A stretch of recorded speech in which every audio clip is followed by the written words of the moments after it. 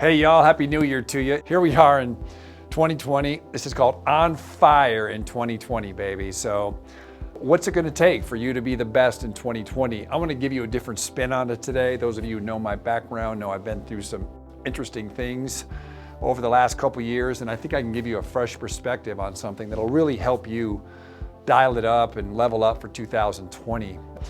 When you talk about being on fire in 2020, it's consistent to think about, okay, I need to set some goals, obviously, what you need to do. Obviously, every successful person sets goals, so you've got to do that. Mindset, attitude, oh my gosh, yeah, that's important. I mean, you've got to have a championship mindset and a winning attitude, right? You got to do that. Consistency, it's important to be consistent, obviously. Skill set, right? I talk about two things, mindset and skill set.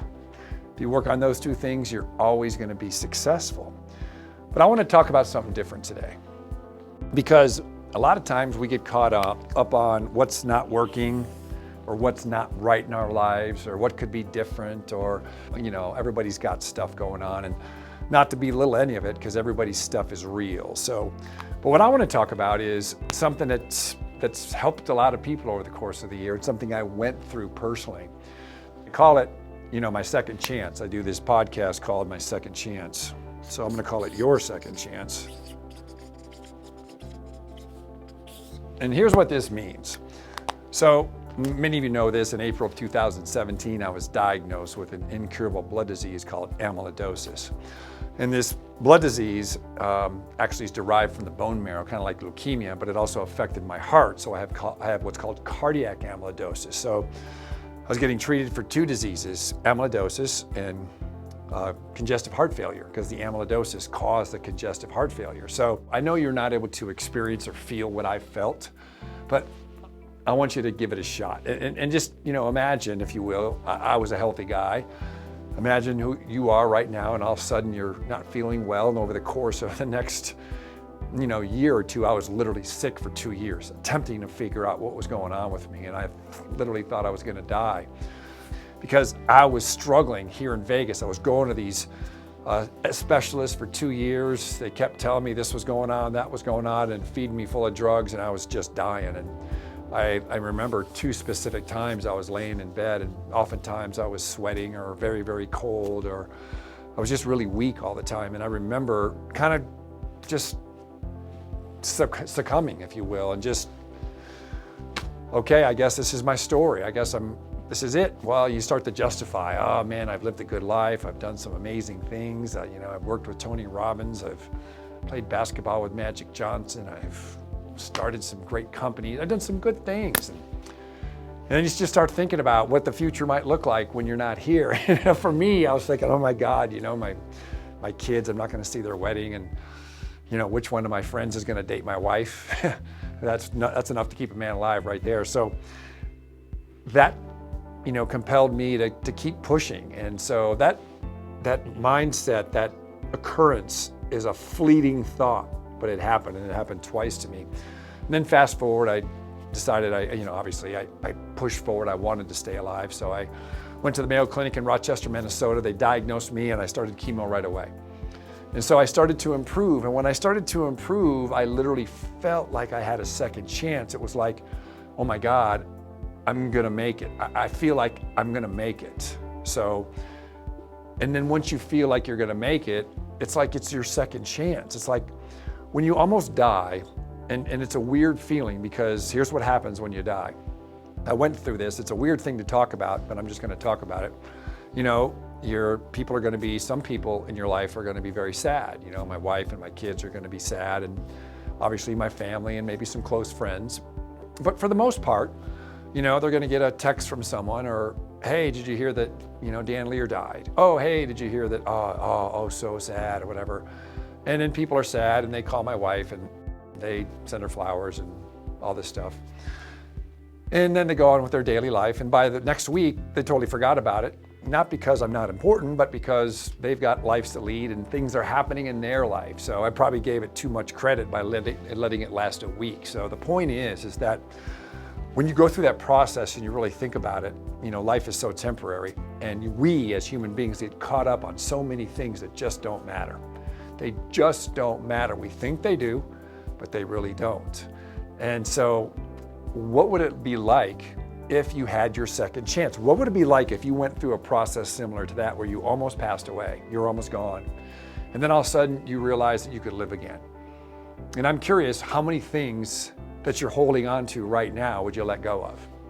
How many worries, how many issues, how many upsets, maybe some people you're frustrated with, how many people would you just let go and just start working on you?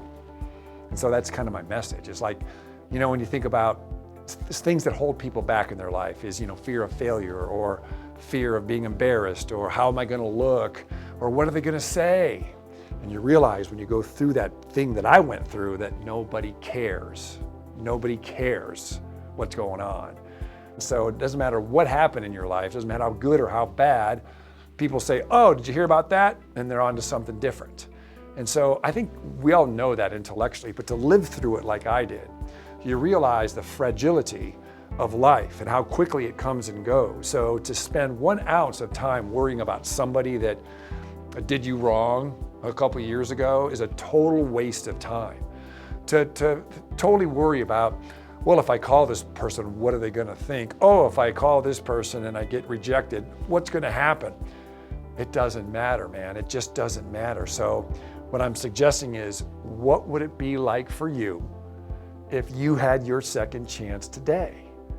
What would you let go of? So right now, I want you to write down one thing that you would let go of right now if this was your second chance. I mean, you almost died and here you are, boom, you're fresh, you're ready to rock, it's 2020. What would you change if this was your second chance? If you were almost gone and now you're back to life, or you had got a fresh start on the 1st of January, 2020, what would you do? What would you let go of? What would you stop worrying about? And what would you do differently? Right? What would you do differently if you had a second chance at your life?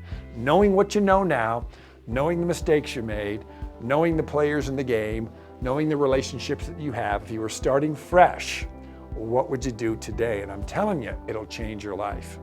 Because the thing that's holding you back right now is something that doesn't matter to anybody else but you.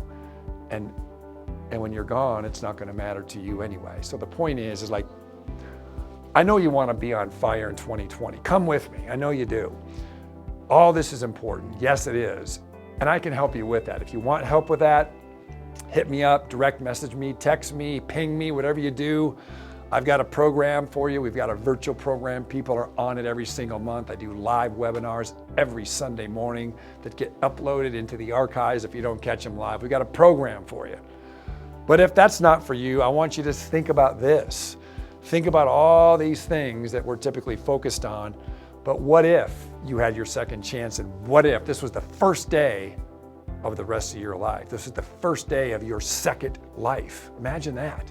Because what happens is most people go through life and then they get to be 40, 50, or 60 and they realize that, damn, this is it. There is no second chance. I mean, you've heard that thing before, there's no dress rehearsal. This is the only life that I live. And so sometimes, the thing that I went through, I wouldn't wish it on anybody, but quite frankly, I'm really glad that it happened to me. It was a big blessing to me. Improved my relationship with my wife, improved my relationship with my kids, improved my business, improved my communication.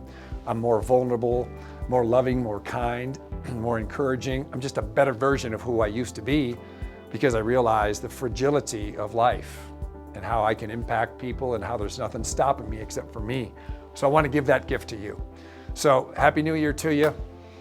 Let's get on fire in 2020.